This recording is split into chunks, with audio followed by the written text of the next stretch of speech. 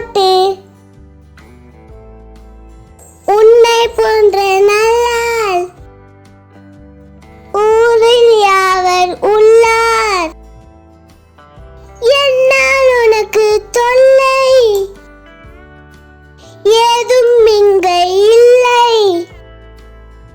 ஐயமின்றி சொல்வேன், ஒற்றுமை இங்கே பலமாம், ஓதும் செயலே நலமாம்.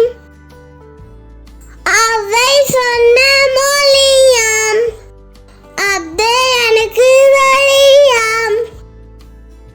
Please subscribe our channel.